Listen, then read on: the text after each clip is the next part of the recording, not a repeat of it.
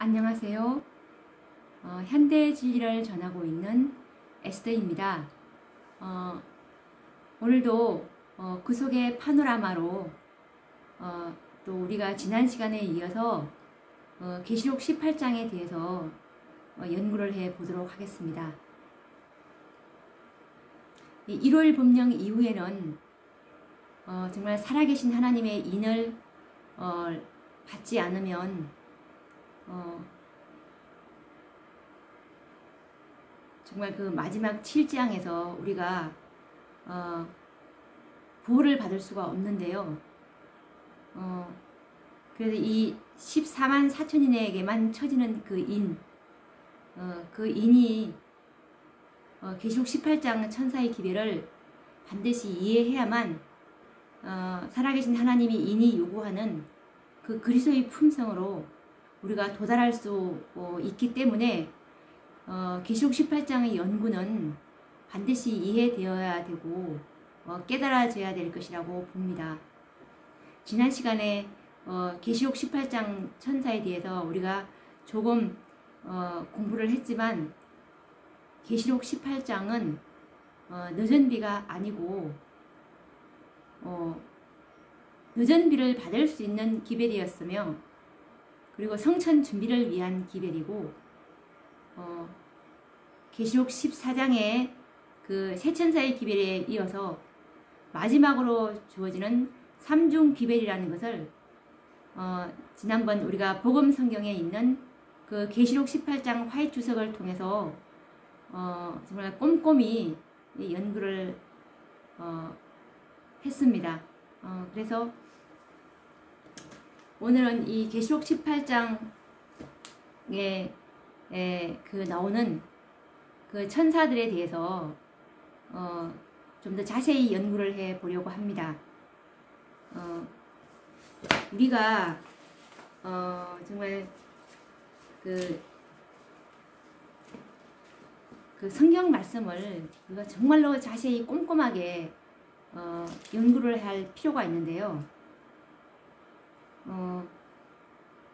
정말 하나님의 그 감추인 보화는 깊은 광맥에서 발견되듯이 얕은 물에는 없습니다. 얕은 곳에는 없고 진짜 그 보화를 캐듯이 정말 깊은 곳에서 캐내야 하듯이 정말 성경 연구를 면밀하게 이렇게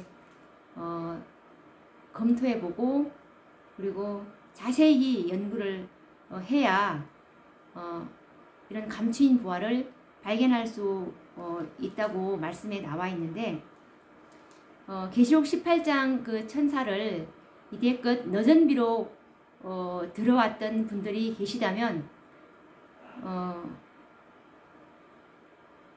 제가 지금 읽어드리려고 하는 그 증언의 말씀을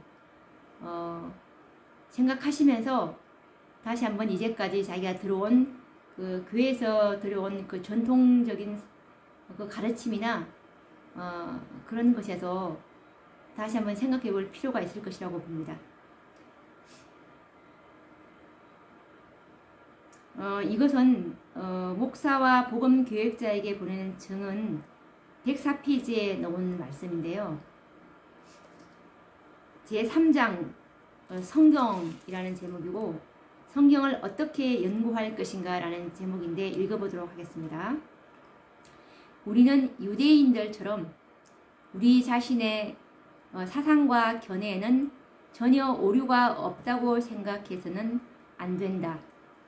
또한 교황주의자처럼 특정 개인들만이 진리와 지식의 수호자이며 인간에게는 스스로 성경을 연구할 권리가 전혀 없고 교부들이 제시한 설명을 받아들여야 한다고 생각해서도 안 된다.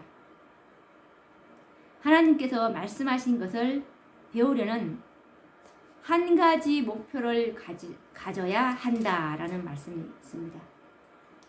그리고 또 105페이지에 보시면 지금 똑같은 책입니다. 목사와 복음 교역자에게 보내는 권면이라는 지금 책을 가지고 하고 있는데 지금 페이지만 계속 읽어보겠습니다. 105페이지 말씀인데 아무리 오랫동안 진리로 여겨져 오고 있다 할지라도 어떤 인간의 사상에 들어맞도록 성경이 해석되어서는 안 된다. 우리는 주석가들의 견해를 하나님의 목소리로 받아들여서는 안 된다. 정말 이 성경을 연구할 때 정말 자기 사상과 견해는 전혀 오류가 없다고 생각하면서 그리고 아무리 오랫동안 진리로 여겨져 오고 있다 할지라도 이런 것들이 정말 그 하나님의 말씀 그대로 이것이 맞나라는 것을 검토해 보라는 말씀입니다. 그리고 이것은 106페이지 말씀입니다.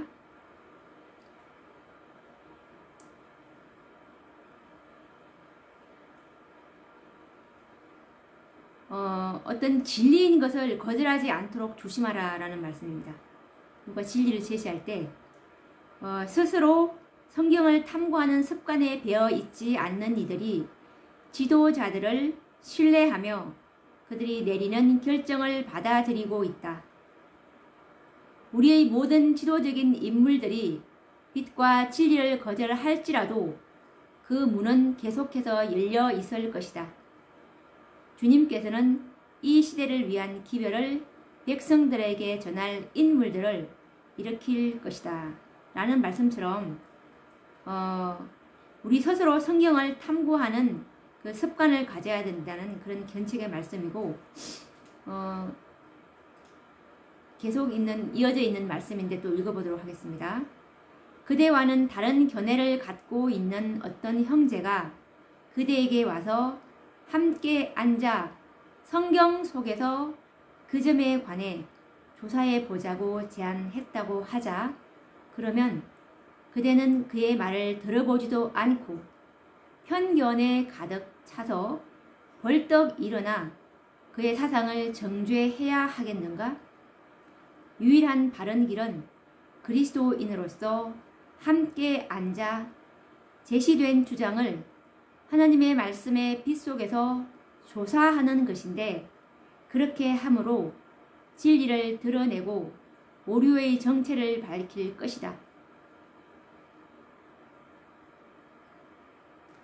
여기서 하신 말씀은 어떤 사람이 이제 새로운 진리를 와서 우리한테 얘기를 하면은 그냥 무턱대고 거절하지 말고 이것을 말씀 속에서 조사하라는 뜻입니다.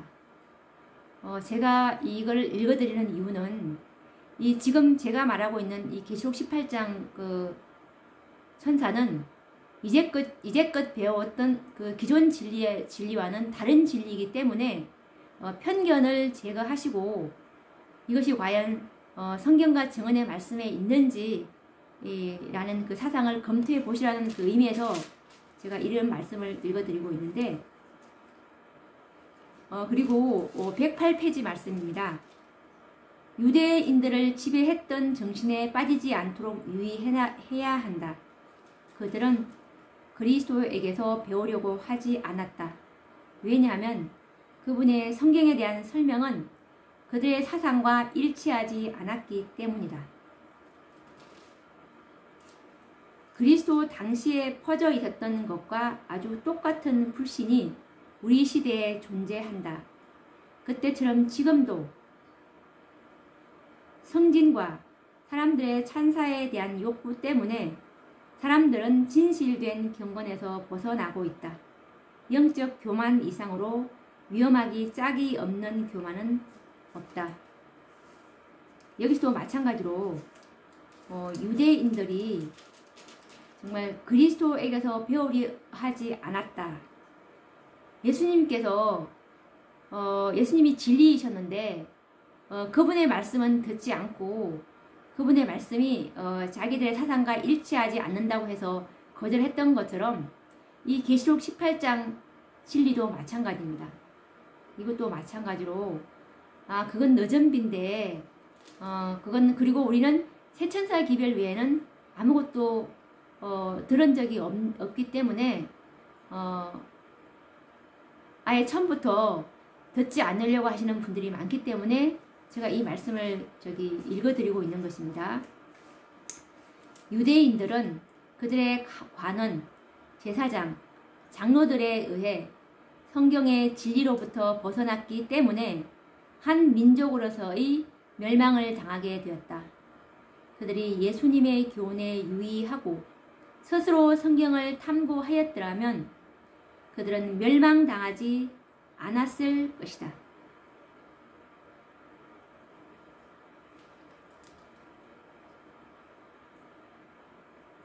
그대가 이해하지 못하고 있는 교리상 어떤 문제에 부딪히게 될 때 하나님께 무릎을 꿇음으로 진리가 무엇인지를 이해하게 되도록 하고 유대인들처럼 하나님을 대항하여 싸우는 자리에 서 있는 자로 발견되지 않게 하라.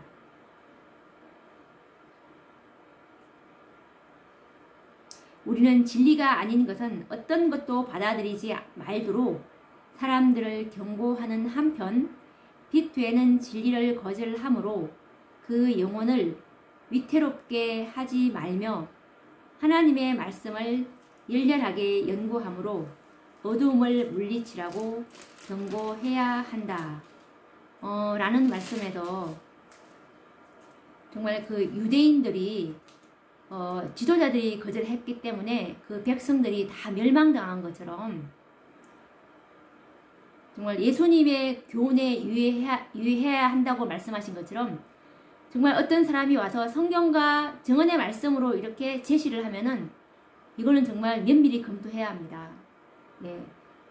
그래서 무관심과 편견과 선입관념으로 이렇게 됐다가 정말 그 빛이 정말 참빛이고 어떤 새로운 진리라면 어떡하시겠습니까? 그래서 우리는 아무도 자기 사상에만 집착해서 내가 이해하지 못한다고 해서 그것을 배척할 것이 아니라 정말 무릎을 꿇고 하나님 이것이 진리라면 성령께서 진리 가운데로 인도해 주십시오라고 겸손한 마음으로 기도를 한다면 분명히 진리 가운데로 인도해 주실 것이라고 믿습니다. 그러면 이제 오늘부터 정말 이 계시록 18장 천사에 대해서 좀 더 자세히 연구를 해 보도록 하겠습니다. 편견과 선입관념을 버리고 정말 오직 말씀이신 그리스도에게만 우리 주의를 집중시켰으면 하는 바람입니다. 우선 성경과 예언의 신에서는 정말 넷째 천사라는 그 단어는 찾아볼 수 없습니다. 그런데 제가 이 계시록 18장에 나오는 그 천사를 넷째와 다섯째로 부르기로 할 건데요. 이것은 왜냐하면 편의상 제가 그렇게 부르기로 할 것입니다. 우리가 이 정말 출애굽기 20장을 이렇게 보시면 그 10계명에도 원래 순번이 없었습니다. 그런데 편의상 첫째, 둘째 이렇게 순번을 매긴 것처럼 정말 계시록 14장의 그 세 천사의 기별 이후에 이 일 후에 다른 천사가 라고 한 것처럼 넷째와 다섯째로 이렇게 부름을 양해해 주시기 바랍니다. 그럼 이제 계시록 18장 천사의 그 기별을 한번 연구를 해 보도록 하겠습니다. 우선 계시록 18장 1절을 제가 한번 읽어보도록 하겠습니다.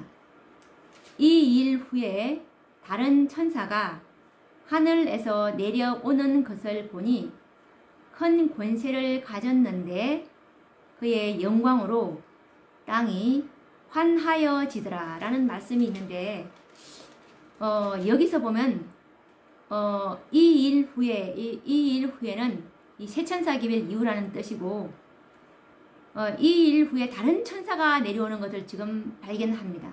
하늘에서 내려오는 것을 보니 다른 천사가 큰 권세를 가졌는데 그의 영광으로 땅이 환하여지더라 라는 말씀이 있는데 계시록 18장 1절에 보면은 다른 천사가 라는 이 부분에서 한 천사인 줄 알고 있는 한 천사인 것 같은데 분명히 계시록 18장 2절에서 힘센 음성으로 외쳐 가로되 라는 이 한 음성이 있고요.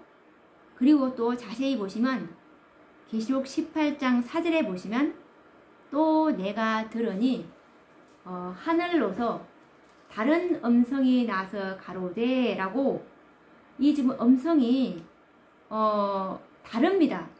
그래도 제가 조금 전에 이 계시록 18장 1절에 나오는 이 다른 천사가 기별이 이 한 번 주어지는 것이 아니고 그 기별이 다른 기별이라는 것을 제가 우선 말씀드리고자 합니다. 그래서 오늘은 이제 그 계시록 18장 2절과 3절에 나오는 그 넷째 천사 넷째 천사에 대해서 오늘은 좀 공부를 해 보려고 합니다. 다시 한번 넷째 천사의 그 음성이 어떤 음성인지 한번 다시 읽어보도록 하겠습니다. 계시록 18장 2절과 3절입니다. 힘센 음성으로 외쳐 가로되 무너졌도다 무너졌도다 큰 성 바벨론이여 귀신의 처소와 각종 더러운 영에 모이는 곳과 각종 더럽고 가증한 새의 모이는 곳이 되었도다. 그 음행의 진노의 포도주를 인하여 만국이 무너졌으며 라는 말씀이 있는데 계시록 18장에 나오는 18장 1절에 나오는 이 2일 후에 내려오는 이 다른 천사가 큰 권세를 가지고 내려왔다고 해요. 이것은 정말 이 계시록 18장 천사는 예수님의 재림을 우리가 촉진할 수 있는 그런 기별입니다. 왜냐하면 이제 이 기별을 받아들인다면 하나님의 영광이 나타나서 우리에게서 그렇게 해서 이제 늦은 비가 부어지고 늦은 비가 부어짐으로 그 바벨론 가운데 있는 14만 4천 이들을 불러낼 수 있는 기별인 그 큰 외침으로 이 마지막 지성소의 사업인 14만 4천의 인의 수요를 채우게 되므로 예수님의 재림을 촉진할 수 있는 그런 기별입니다.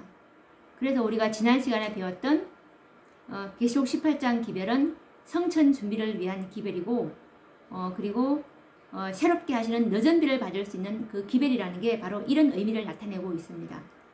우선 계시록 18장 기별은 늦은 비를 받을 수 있는 그런 기별, 왜냐하면 하나님의 영광이 우리에게서 나타날 수 있는 그런 기별이기 때문에. 그래서 우선 네 번째 기별인 지금 계시록 18장 2절과 3절에 그 힘센 음성이 바로 네 번째 그 주어지는 그 기별을 말하는 것입니다. 그래서 넷째 천사가 외치는 그 경고의 기별은 둘째 천사의 경고의 기별과 거의 동일하지 않습니까? 둘째 천사의 기별이 뭐였죠? 둘째 천사의 기별이 계시록 14장 8절에 나와 있는데 한번 확인을 해 볼까요? 무너졌도다 무너졌도다 큰 성 바벨론이여 모든 나라를 그 음행으로 인하여 진노의 포도주로 먹이던 자로다 하더라. 이 둘째 천사의 기별은 우리가 이렇게 알고 있습니다.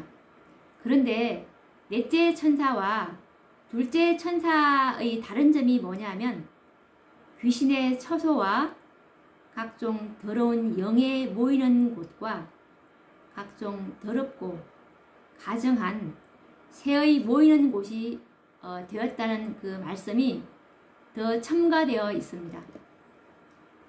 근데 이와 같은 그 경고의 기별은 처음부터 타락하고 귀신의 처소가 되어버린 배도한 바벨론 교회를 경고하기 위함이 아니고요.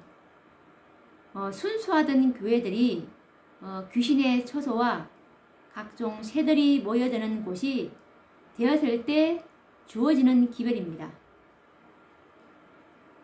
이 계시록 14장 8절의 둘째 천사의 기별은 이미 그 배도한 바벨론, 이미 들어진 그 천주교회를 향해서 외치는 그 기별이 아니고, 경고의 기별이 아니고, 이 기별은 그때 그 당시에 이 기별을 받았던 하나님의 교회라고 한 개신교회들, 그때는 아직 재림교회가 나타나기 전입니다. 첫째 천사의 기별은 그 당시에 개신교회들에게 주어졌던 기별이기 때문에 그 개신교회가 첫째 천사의 기별인 그 영원한 복음을 거절했기 때문에 둘째 천사의 경고를 받을 수밖에 없는 그런 상황이 되었는데요. 이것이 정말 전에는 순결했으나 그 후에 타락한 그 종교단체에 주어지는 기별이라는 것을 증언의 말씀으로 확인을 시켜드리겠습니다. 대쟁투 382페이지입니다. 대쟁투 382페이지인데 읽어보도록 하겠습니다.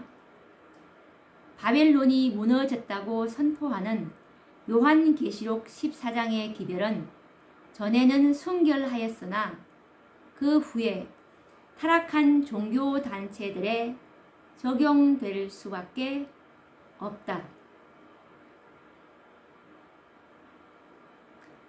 여기서처럼 우리가 조금 전에 확인한 내용과 똑같죠. 그당 1844년 그 당시에 일요일 개신교회들은 순결했습니다. 하나님의 교회였습니다. 그렇지만 기별을 거절하게 되면은 이렇게 하나님께서는 바벨론이라고 정죄할 수밖에 없는데, 바벨론이 왜냐하면 바벨론이라는 것은 그 진리와 오류로 그 백성들을 먹이는 교회가 바벨론인데, 기별을 거절하게 된다면 그 기별이 정말 요한계시록 14장의 기별이 바로 하나님의 마지막 사업, 그 지성소 사업을 끝낼 수 있는, 지성소에 들어갈 수 있는, 그들을 정결케 해서 셋째 천사의 기별을 받아서 이제 그 무너진 그 넷째 계명을 수보하면서 그 정말 개신교회 내에서 예수님께서는 이 사업을 끝내시려고 작정을 하셨는데, 우리가 지난번에 그 대쟁투 27장에 보면 안식일 회복 운동에서 1844년 운동에 이 교회들이 정말 한마음 한뜻으로 연합했다면 예수님께서는 1844년도에도 오실 뻔했다라는 그 말씀이 바로 이 말씀입니다. 이 교회가 이 기별을 정말 첫째와 둘째 천사의 기별을 받아들이고, 그리고 무너진 넷째 계명은 안식일을 수보했더라면 벌써 이 사업은 끝냈을 것이라는 것을 우리는 확인을 했습니다.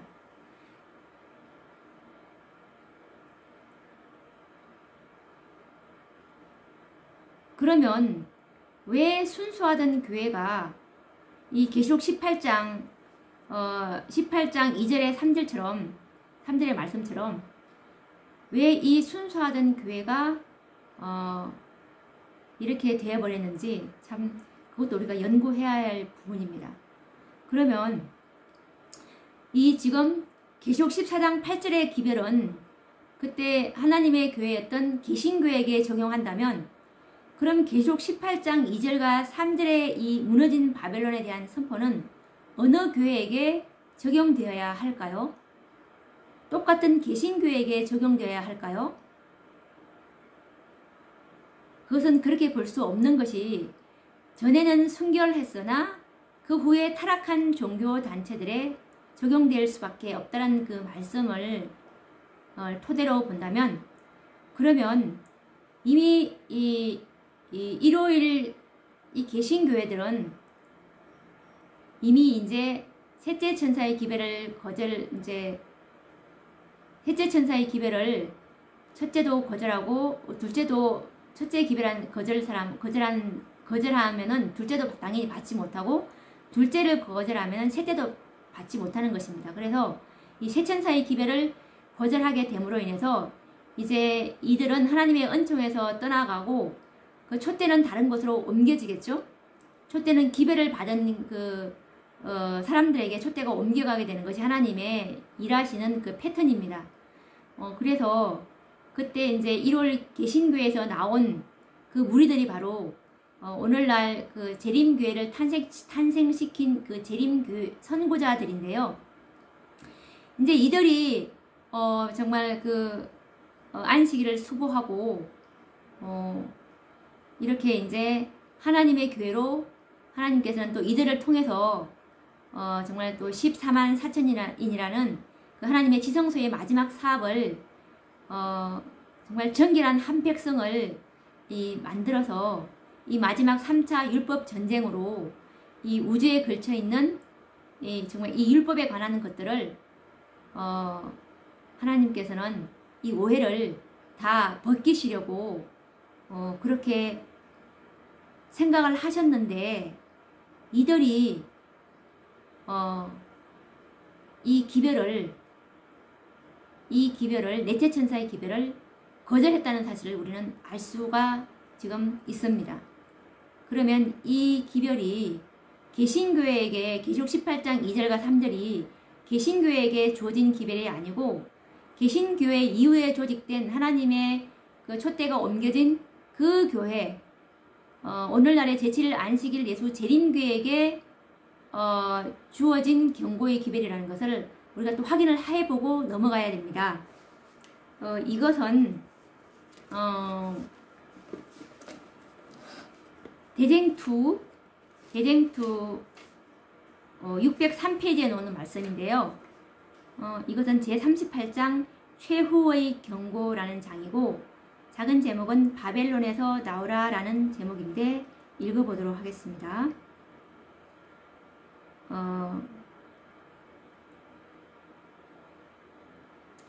이 일 후에 다른 천사가 하늘에서 내려오는 것을 보니 큰 권세를 가졌는데 그의 영광으로 땅이 환하여지더라.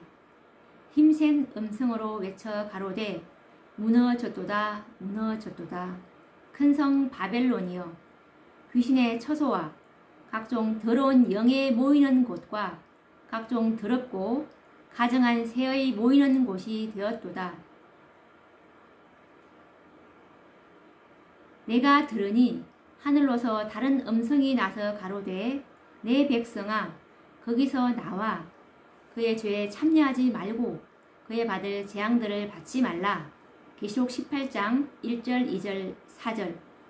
이 성경절은 요한계시록 14장의 둘째 천사가 선포한 바벨론이 무너졌다는 기별이 반복해서 전해지는 때를 가리켜 준다.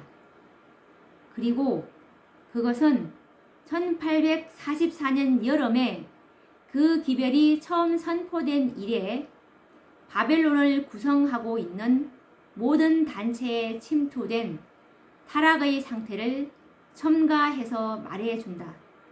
여기에는 종교계의 두려운 상태가 묘사되어 있다. 진리를 거절할 때마다 사람의 마음은 더욱 어둡고 더욱 완고해져서 그들은 마침내 대담한 불신으로 무장하게 된다. 라는 말씀처럼 여기서 보면은 이 성경절, 지금 제가 말한 이 성경절은 계시록 18장 2절 3절 그 무너진 바벨론에 대한 그 선포인데,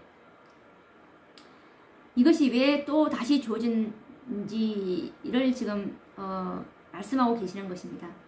이것이 언제 주어졌는지, 그것은 곧 1844년 여름에 그 기별이 처음 선포된 이래, 이때는 바로 계시록 14장에 있는 그 8절에 있는 둘째 천사의 기별, 개신교에게 이 기별이 선포되었죠.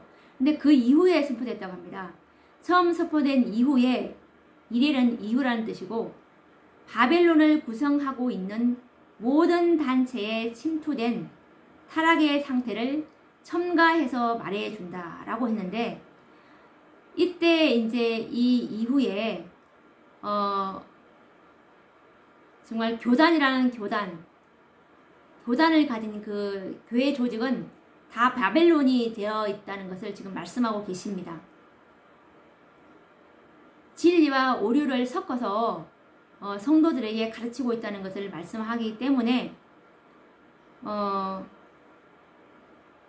모든 단체에 침투된 타락의 상태고, 이 종교계들의 두려운 상태가 묘사되고 있다고 말씀하고 계십니다. 그래서 이 기별은 개신교에게 주어지는 기별이 아니라는 것을 우리가 확인할 수 있습니다. 그리고 이것은 또 초기 문제 277페이지에도 이 말씀이 있는데, 읽어보도록 하겠습니다. 초기 문제 277페이지 있는데, 둘째 천사가 말한 바벨론의 무너짐에 대한 기별은 1844년 이후에 교회가 처하여 온 타락상을 재차 지적하면서 반복되었다. 이 천사의 사업이 적시에 나타나 마지막 큰 사업인 셋째 천사의 기별의 큰 외침과 동시에 행해지고 있다.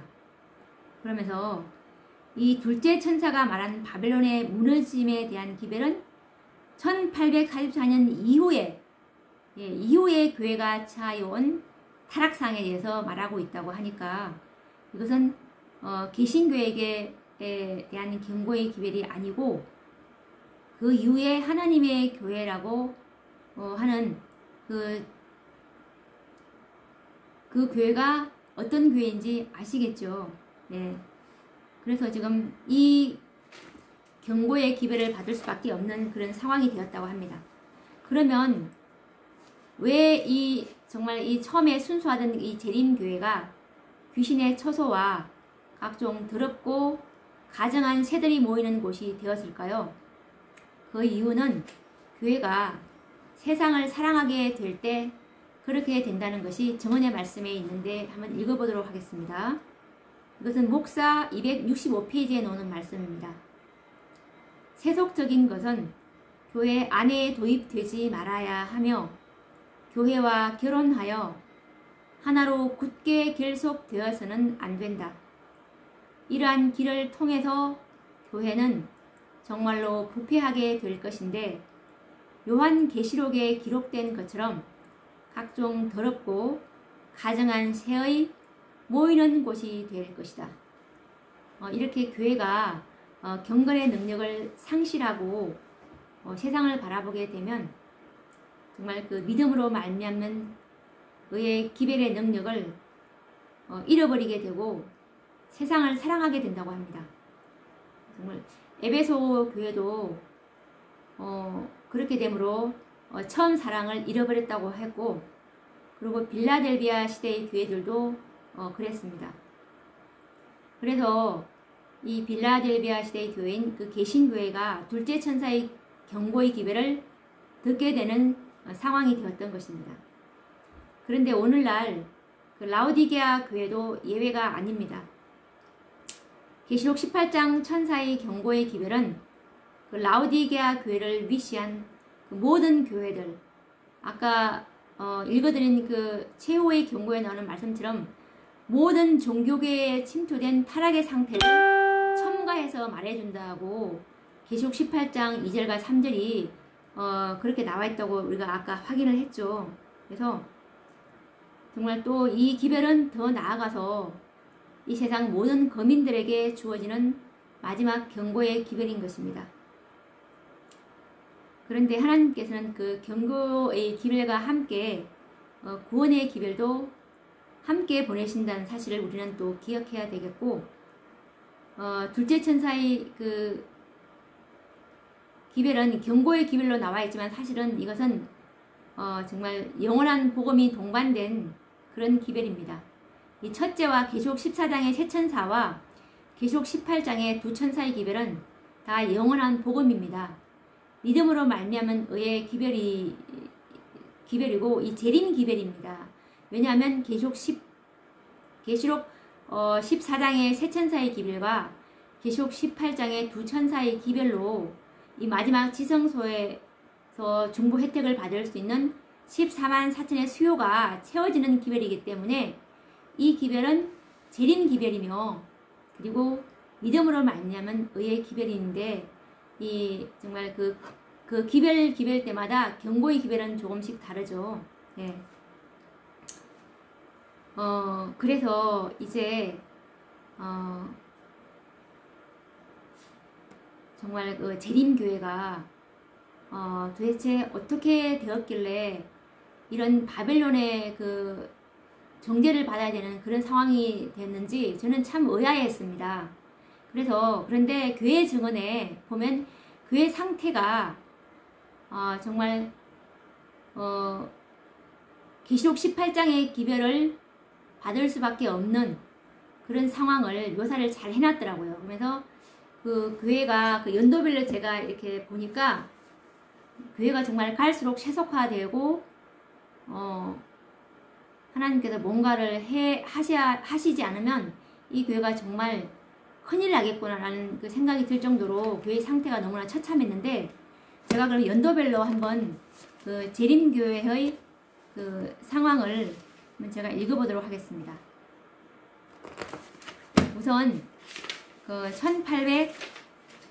1852년도에 있는 그 말씀을 교회 상태를 제가 좀 읽어보도록 하겠습니다. 이것은 초기문집 107페이지에 나와 있는 말씀인데요. 근래에 내가 온유하고 겸손하신 예수님의 추종자들을 찾기 위하여 주위를 살펴보았을 때 내 마음은 심히 괴로웠다. 그리스도의 신속한 재림을 기다린다고 공언하는 많은 사람들이 이 세상의 조류를 따라가고 있다. 그들은 하나님의 인정을 받기보다는 주위 사람들에게서 갈채받기를 훨씬 더 열렬히 구하고 있으며 그들이 갓 떠나온 이름뿐인 교회들처럼 냉랭하고 형식적이다. 라오디게아 교회에 보낸 기별의 말씀은 그들의 현재의 형편을 잘 묘사해 주고 있다. 저들은 차지도 아니하고 더럽지도 아니하고 그저 미지근하다. 저들이 신실하고 참된 증인의 권고를 듣고 열심을 내어 회개하지 않으며 불로 연단한 금과 흰옷과 안약을 사서 눈에 바르지 않으면 그들을 토하여 내치실 것이다. 라는 말씀에서 아까 우리가 정말 이 교회가 이 순수한 교회가 정말 각종 더럽고 가증한 새들이 모이게 되는 이유가 교회가 세상을 사랑하게 될 때 이렇게 된다고 했는데 지금 1852년도에 보니까 세상의 조류를 따라가고 있다고 말씀을 하고 계시네요. 그러면서 교회가 정말 그 불로 연단한 금, 즉 예수님의 그 사랑과 예수님의 믿음이 지금 없는 상태이기 때문에 이걸 사라고 하시고, 왜냐하면 우리가 도달해야 될 그 목표는 예수님의 사랑입니다. 예수님의 사랑이고 예수님의 믿음이 되어야 살아계신 하나님의 인을 받기 때문에, 그래서 예수님께서는 이 교회의 상태를 보면서 심히 안타까워하고 있는 그 상황인 것을 알 수 있습니다. 흰옷도 입지 않고, 그리스도의 품성의 옷이 흰옷인데 흰옷도 입지 않고, 안약은 곧 참된 영적 분별력인데 내가 지금 뭐가 부족한지 어디로 가고 있는지 조차도 모르는 그런 상황이 되어버린 형편입니다. 1852년도면 1844년도부터 이제 재림 셋째 천사의 기별을 받은 이때 그 뜨거운 그 마음이 불과 얼마 만에 이렇게 됐나요? 8년? 8년 만에 이렇게 되어버렸네요. 네. 사단이 가만두지 않았겠죠. 왜냐하면 사단이 정말 14만 4천의 수요가 채워지면 자기 수명이 다한다는 것을 알기 때문에 이 교회에서 이 사업이 끝내게 되기를 바라지 않겠죠. 네, 그래서 아마 끊임없이 미혹을 했을 것입니다. 그러면 1856년도 말씀을 또 교회 형편이 어떤지 한번 읽어볼까요?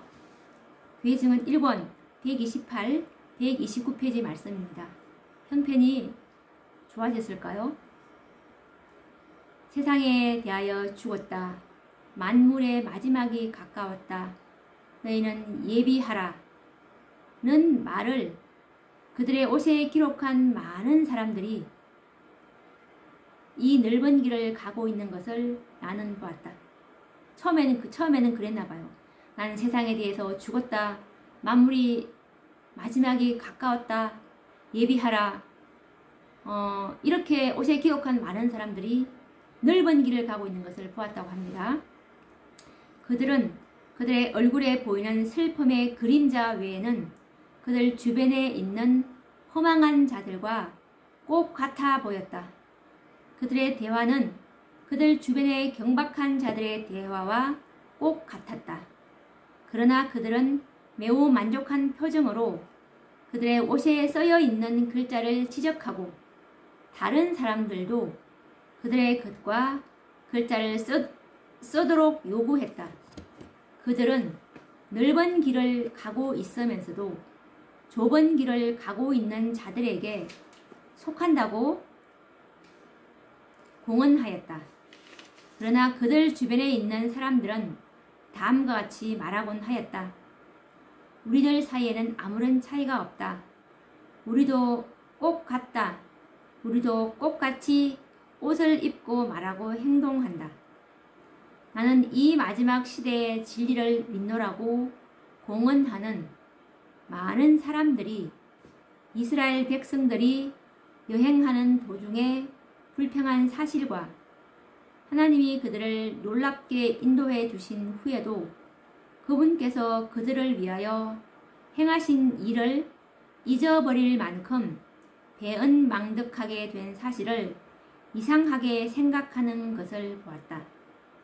너희는 그들보다 더욱 나쁘게 행하였다고 천사는 말했다. 라는 말씀에서 1856년도에 정말 이들이 넓은 길을 가고 있었고 예전에 있었던 그 재림 선구자들이 가졌던 그 열정은 식어버린 상태라는 것을 알 수가 있고 불평이 굉장히 많이 생겼고 그리고 감사도 없는 그러면서 그들은 넓은 길을 가고 있지만 좁은 길을 가고 있다고 공언하는 정말 안약을 사서 발라야 되겠네요. 그리고 교회 증언 1권 186페이지에 나오는 말씀인데요. 이것은 1859년도에 또 교회 상황인데 한번 또 살펴볼까요? 나는 라오디게아 교회 교인들에게 준 증언이 오늘날의 하나님의 백성들에게 해당된다는 것과 큰 사업이 성취되지 않는 것은 그들의 마음이 완고하기 때문이라는 것을 보았다. 그의 모든 사람들은 이 기별이 셋째 천사의 큰 외침을 통하여 끝나게 될 것을 믿었다. 그러나 그들이 짧은 기간에 강력한 사업이 성취되는 것을 보지 못하게 되자 많은 사람들은 그 기별의 효력을 상실해 버렸다. 라는 말씀인데 1859년도에 그 상태가 라오디게아 교인들에게 준 정언, 라오디게아 교회에게 준 그 기별이 있잖아요. 참된 정인께서 주시는 이 기별이 오늘날 하나님의 백성들에게 해당된다는 것. 그들은 불로 연단하는 금이 필요하고, 그리고 흰옷과 안약을 사서 발라볼 정도로 그들의 형편이 지금 굉장히 딱하게 된 상황이고, 이때의 교인들은 정말 예수님의 재림이 올 것을 믿고, 예수님의 재림이 빨리 성취될 것을 믿었다고 합니다. 믿었다고 했는데, 근데 이것이 빨리 끝나지 않으니까 열정이 식어버렸어요. 열정이 식어버림으로 또 다시 이렇게 완미한 신앙으로 영적으로 굉장히 지금 낮은 그 상황에 처해버린 그런 상황을 또 볼 수 있습니다. 그러면 또 1867년도로 또 한번 전진해 보도록 하겠습니다. 1867년도의 교회의 상황인데, 이것은 교회증은 1권 525페이지 말씀입니다. 우리는 세상과 너무도 밀접히 연합해 왔기 때문에 십자가를 보지 못하고 그리스도를 위하여 고난을 당하지 않는다. 이제 그 세상과 너무도 밀접히 연합해 왔다고 합니다. 점점 교회가 갈수록 더 세상과 하나가 되고 있는 그런 상황을 보게 됩니다. 그리고 1868년도의 교회 상황인데, 이것은 교회증은 2권 441, 442페이지 말씀입니다. 고대 이스라엘과 마찬가지로 교회는 빛에서 떠나감으로 의무를 게을리함으로 품성의 거룩함과 특수함을 이루는 높고 고귀한 특권을 남용함으로 하나님의 이름을 더럽혔다. 교인들은 하나님 그분만을 위하여 살겠다는 언약을 어겼다. 그들은 이기적이며 세상을 사랑하는 자들과 연합하였다. 교만, 쾌락의 추구, 죄악이 소중히 여겨졌으며 그리스도는 떠나가셨다. 그분의 영은 교회 안에서 소멸되었다. 사단은 공언하는 그리스도인들과 함께 일한다. 그러나 그들은 영적 분별력이 너무 없어서 그를 알아차리지도 못한다. 라는 말씀입니다. 여기서는 또 더 심각하게 됐습니다. 그리스도가 떠나가셨다고 했고, 정말 세상을 사랑하는 자들과 연합하였다고 합니다. 그리고 그들의 상태는 이기적이며 교만하고 쾌락을 추구하고 죄악이 소중히 여겨졌다고 하네요. 그러면서 영적 분별력이 너무 없어지는 그런 상황을 견착하고 계십니다. 그리고 1873년도 상황을 또 보도록 하겠습니다. 교회증은 3권 252페이지 말씀입니다. 그들은 영적으로 높은 수준에 도달했다고 스스로 믿으며 마음을 편안하게 하고 있다. 내가 말하기를 나는 부자라 부요하여 부족한 것이 없다 하나 내 곤고한 것과 가련한 것과 가난한 것과 눈먼 것과 벌거벗은 것을 알지 못하도다. 그들이 전혀 잘못되어 있는데도 스스로 옳다고 확신하는 것보다 더 큰 기만이 어떻게 사람의 마음에 자리 잡을 수 있을까? 참된 증인의 기별은 하나님의 백성들이 비참한 기만을 당하고 있으면서도 전혀 그 기만을 알지 못함을 보여준다. 1873년도의 상황은 정말 그 사람들이, 교인들이 영적으로 높은 수준에 도달했다고 스스로 믿고 있으면서 마음을 편안하게 하고 있는 상황이라고 지금 나와 있습니다. 그래서 나는 정말 부자라 부요하여 부족한 것이 없다. 정말 개신교회에 비하면 안식일도 알죠. 그리고 예언도 많이 안다고 생각하고 그러면서 이제 더 이상 나는 많이 알기 때문에 곤고한 것과 가련하는 것, 눈먼 것, 벌거벗은 것을 알지 못하는 그런 상태입니다. 그리고 계명을 또 잘 지키고 있다고 생각하기 때문에 정말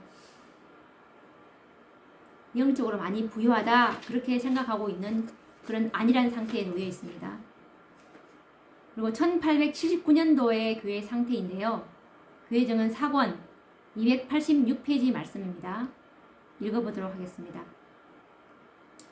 이 교회 안에 어떤 사람들은 이생에 대한 염려와 세상적인 생각으로 마음이 가득 차서 하나님이나 하늘 그리고 자신들의 영혼의 필요를 생각하지 못하는 위험이 항상 있다. 그들이 자신들의 무감각에서 완전히 일어나지 않으면 하나님께서는 그들에게 주신 빛을 제거하시고 축복을 거두실 것이다. 그분은 분노하심으로 촛대를 그 자리에서 옮기실 것이다.